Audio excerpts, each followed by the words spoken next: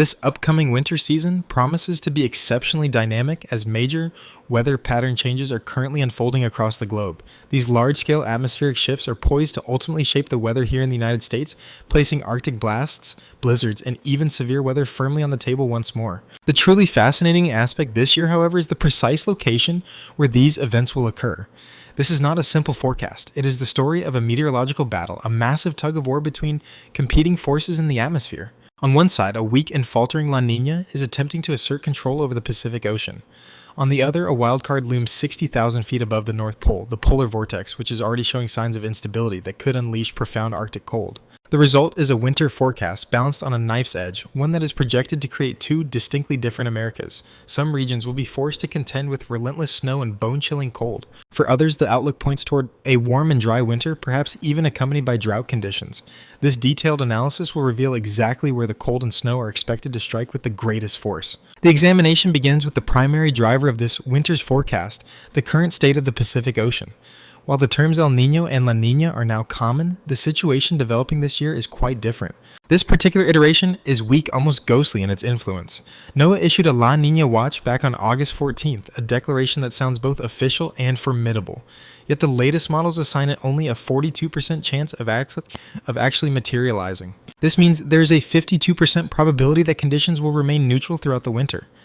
Further complicating the picture, 6 out of the 8 major international models are also forecasting neutral conditions, placing the outcome in a state of true uncertainty. To understand the implications for the weather, one can visualize a classic strong La Niña as a giant boulder dropped into a river. That boulder fundamentally alters the flow of all the water around it. In this atmospheric analogy, that water represents the jet stream and the primary storm track, which are forced to navigate around the obstacle in a highly predictable manner. It typically shunts everything northward, delivering cold, snowy winters to the north and warm, dry conditions to the south with reliable consistency. It is a powerful and consistent force, but this year, with ocean temperatures hovering at just 0.3 degrees Celsius below average, the system is barely meeting the minimum criteria.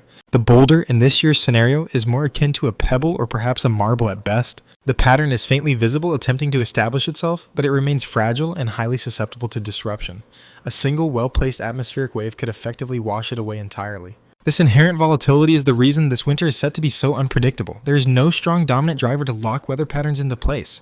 It is within this uncertainty that the forecast becomes truly compelling. Despite the ambiguity surrounding the weak La Niña and the divided models, a remarkable consensus emerges when examining the long-range supercomputers.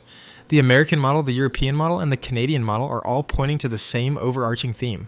When such a strong agreement exists across these sophisticated models, it demands serious attention.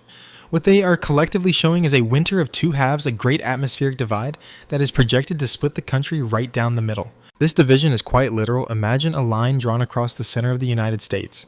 For every state in the southern tier from California all the way to the Carolinas, these models project a warmer and drier winter. This is a familiar pattern for these regions. The models indicate temperature departures of 2 to 4 degrees above normal, coupled with precipitation levels that could be 20 to 40% below average. For those in the southwest, this suggests that existing drought conditions are likely to intensify.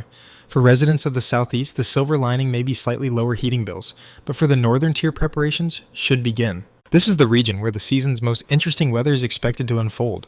The models are indicating a colder and wetter season characterized by an enhanced storm track, more frequent Arctic intrusions, and consequently more snow. The most critical area to watch is the collision zone between these two distinct air masses, where the cold northern air clashes with the warm southern air. This will be the winter's primary battleground. This is the zone where the biggest storms, the heaviest snowfalls, and potentially even significant severe weather outbreaks are most likely to occur. This transition area is forecast to be ground zero for meteorological drama this winter. It must be emphasized, however, that this is a long-range forecast and nothing is yet set in stone. Everything detailed thus far could be completely overridden by one other major atmospheric player. There is another influential factor involved that has not yet been discussed. To truly grasp this wildcard, one must look high up into the stratosphere, approximately 60,000 feet above the North Pole. This is the domain of the polar vortex. While the term polar vortex is often sensationalized in news reports as a frightening monster, its true nature is far more scientific. It can be understood as a massive spinning top composed of frigid Arctic air. When this atmospheric top is spinning rapidly and remains stable, all of that intense cold stays contained over the North Pole. That is where it belongs, allowing for perfectly mild conditions to persist down in the mid-latitudes. In this state, life is good. However, the crucial detail of concern this winter is the combination of La Niña conditions with the current atmospheric setup. This confluence creates a 60 to 75% chance of a major polar vortex disruption. Meteorologists call this phenomenon a sudden stratospheric warming event, a name that is somewhat ironic, as it typically leads to major cold outbreaks at the surface. When one of these disruptions occurs, the consequences are profound. It is as if a freezer door has been thrown open for the entire country. The atmospheric spinning top begins to wobble, slow down, and sometimes even split in two.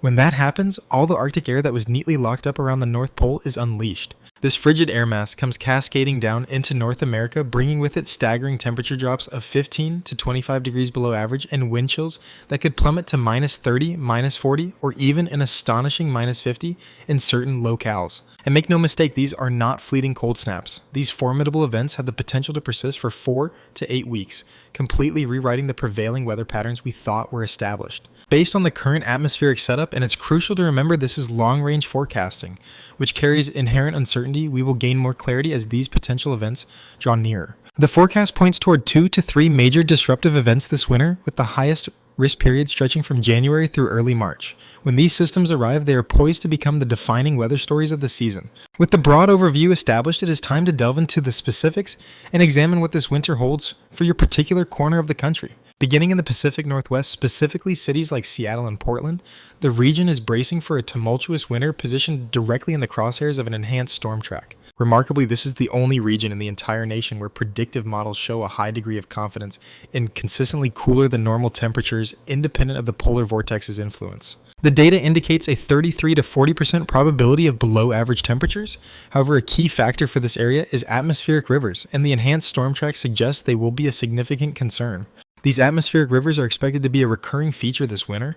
In the Cascades, the forecast calls for a 20 to 40% above normal snowpack, signaling an exceptional season for ski enthusiasts. This abundant snowfall should also offer some relief for summer water supply concerns. Shifting our focus eastward, we now turn to the Northern Plains and the Great Lakes region. For cities like Minneapolis, Chicago, Detroit, and Buffalo, this winter places them on the front lines of the impending Arctic invasions. When the polar vortex destabilizes, this region will bear the full brunt of its force. The conversation must turn to lake effect snow, as the current pattern is perfectly primed for it.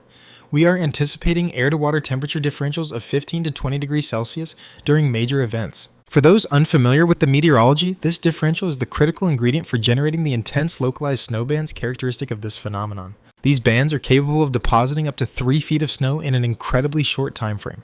For areas along the southern shores of Lake Superior and Lake Michigan, projections show 20 to 40% above normal snowfall rates. But the threat is not limited to lake effect snow. This winter also marks the return of the Alberta Clipper, a type of storm system that has been less frequent in recent years. These fast-moving systems which sweep down from Canada are forecast to be far more common this year. While each individual storm may only deposit 3 to 6 inches of snow, their frequency will lead to significant accumulations over time.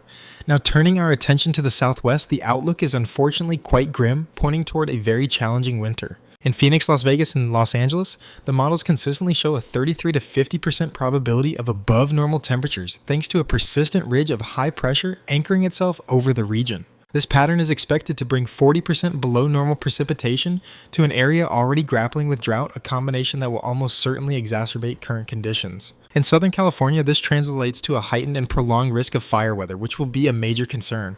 Moving back north, our focus now shifts to the Midwest and the Ohio Valley. This includes St. Louis, Indianapolis, Cincinnati, and Columbus, a region that will become the primary battleground for competing air masses this winter, situated right where frigid Arctic air is set to clash. It will be colliding with warm, moist air surging up from the Gulf of Mexico.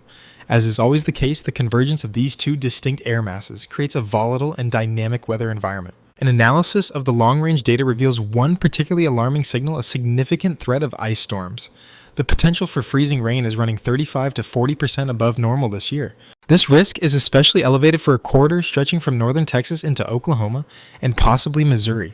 The large-scale synoptic pattern strongly indicates a high potential for significant icing events in this region. The threat, however, extends beyond just ice. With the subtropical jet stream positioning itself around 30 to 35 degrees north latitude, the region also faces an enhanced risk of severe weather. That is correct, severe weather during the winter months. The conditions could support the development of winter supercell thunderstorms capable of producing tornadoes even in December and January. This phenomenon has become an increasingly common trend, and this season appears poised to continue it as it is a significant risk. As for temperature swings, residents should prepare for more extreme weather whiplash. It will be a season of stark contrast from spring-like warmth one day to blizzard conditions the next. Concluding our regional forecast, we turn to the northeast from Philadelphia up through Boston and into Maine. This region is facing a forecast for an exceptionally active winter, a conclusion strongly supported by the long-range models though. It is important to note these outlooks will evolve. Nevertheless, confidence is high enough to make a bold prediction the Northeast can anticipate 6 to 9 significant nor'easters this season. It's well understood that after a significant drought of nor'easter activity, conditions are now aligning for a much more favorable pattern this year, and the key drivers behind this shift are becoming clear. The North Atlantic Oscillation is projected to begin in a positive phase during early winter, maintaining relatively mild conditions, but a dramatic flip to a negative phase is likely by February and March. This is precisely when the situation is expected to escalate dramatically, as a negative NAO creates blocking patterns near Greenland that force storms to decelerate, intensify, and relentlessly pound the coast. The peak of this storm activity is forecast to occur between February and March, so the mild and deceptively quiet start to winter should not be misinterpreted.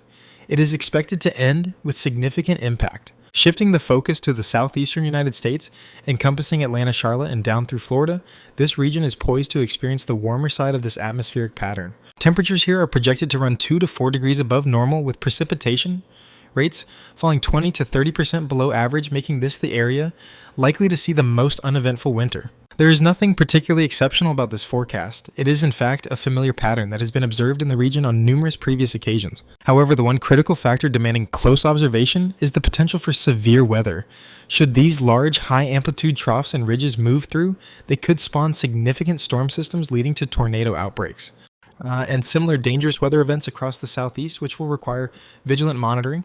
But for the most part, conditions are expected to remain relatively calm in the southeast this winter. Furthermore, if major polar vortex events do materialize, there will likely be 1 or 2 instances throughout the winter when temperatures drop to noticeably colder levels. It's even possible a few records could be broken in the northernmost parts of this region, but again the outlook does not suggest a memorable winter for the southeast, which raises the question of confidence in such long-range forecasts. In truth, absolute certainty is not the nature of long-range forecasting. A significant portion of any such outlook is inherently subject to change. However, this represents the most educated projection based on current data, and a key tool that enables such a guess is history, as these atmospheric patterns have been documented before. In fact, the winter of 2010 to 2011 stands out as the strongest historical analog, showing an 85% pattern similarity to what is anticipated for the 2025 to 2026 winter season. That particular winter unleashed meteorological chaos on the Northeast with record snowfall, as some locations received 140% of their typical annual snow. Other strong analogs include 2007 to 2008 and 1998 to 1999. And here is the most compelling piece of evidence: every single one of those analog years produced unforgettable Arctic outbreaks, the kind that cancel school for a week and leave cars unable to start. It's the kind of event people are still talking about 20 years later, and while it's not a slam dunk forecast, that's the pattern taking shape for the 2025 to 2026 winter season. To summarize the extensive analysis, the bottom line is an expectation for an exciting, dynamic, and potentially hazardous winter that will demand constant vigilance from everyone. And whether the primary threats are blizzards, Arctic outbreaks, or severe thunderstorms, the key to safety this winter will be staying well ahead of those storms. Thank you for watching this detailed forecast. Viewers who found this analysis valuable are encouraged to like the video, subscribe to the channel, and stay tuned for the next update.